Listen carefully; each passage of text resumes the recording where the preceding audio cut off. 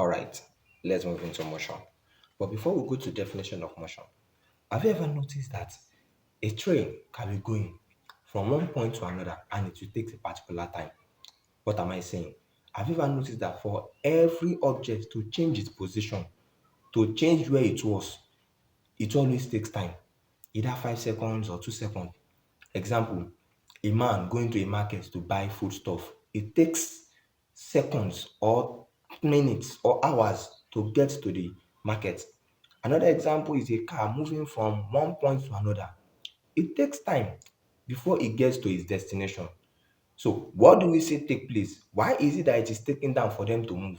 We are saying that for them to change their position, motion is taking place.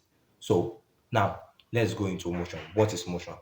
Motion can be defined as the change in position of an object with respect to time. I go over again. Motion can be defined as the change in position of an object with respect to time, which means the rate an object change its position. Position is location of an object or an entity. Where an object or an entity is located is called position. So the change in position of an object, either from the old back to the new or from the new to the old, with respect to time, is called motion. But if the object is just changing and we are not taking reference with time, we can call that distance or displacement. But once we are taking reference to time, we said motion have take place.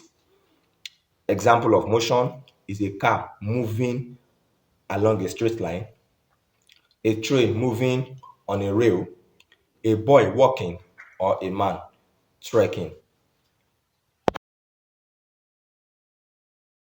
Force causes motion. Object. When force is applied to an object, the object moves. Without force, all objects will remain at a state of rest.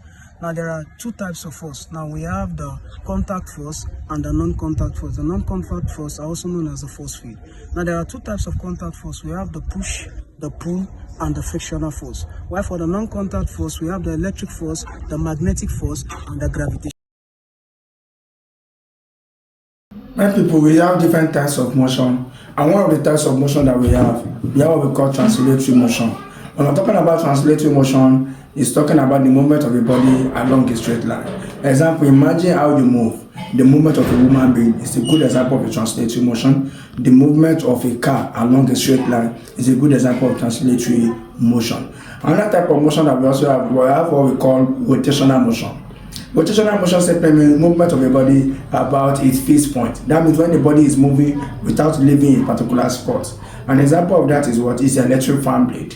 Electric fan blade, when it is moving, it doesn't leave its spot. So all the three blades move in circular form, but without leaving its fixed position. Another example about that one, we also have what we call movement of the earth along its axis. So the earth moves around along its axis without leaving its axis, like Pluto and Jupiter. So another type of motion is also what we call random motion. Random motion simply means movement of a body without a particular direction. And that means when the body is moving without a particular direction, you can't predict a direction. An example of that you say movement of the smoke. When you are burning a bush, the smoke move without the smoke move in randomly. That means you can't predict its motion. That's what we call Brownian motion. When you dash a nylon into the space, when you dash a nylon into the space, it moves in a direction that you cannot even predict. That's what we call random motion. Another one is what we call oscillatory motion. Means movement of a body, to and fro movement of a body. When the body is moving to and fro, that is what we call oscillatory motion. Example is simple pendulum bulb. The bulb of a bed move to and fro. So that's what we call oscillatory motion. Another type of motion is circular motion. Circular motion means movement of a body in a circular path, like movement of the movement of the wheel of a tire. The wheel of a tire move in a circular form. In circular motion, is going to leave its point, not like rotational motion. They are different. In conclusion, motion is a fundamental concept that helps us understand how objects move, interact in our everyday world, from simple movement like walking to complex systems like vehicle, driving, or piloting, and planetary motion. The principle of motion also explains the relationship between distance, displacement, speed, velocity, time, and so on and so forth, as well as force and acceleration. Thank you so much for your time. See you next time. And also, Don't forget to subscribe.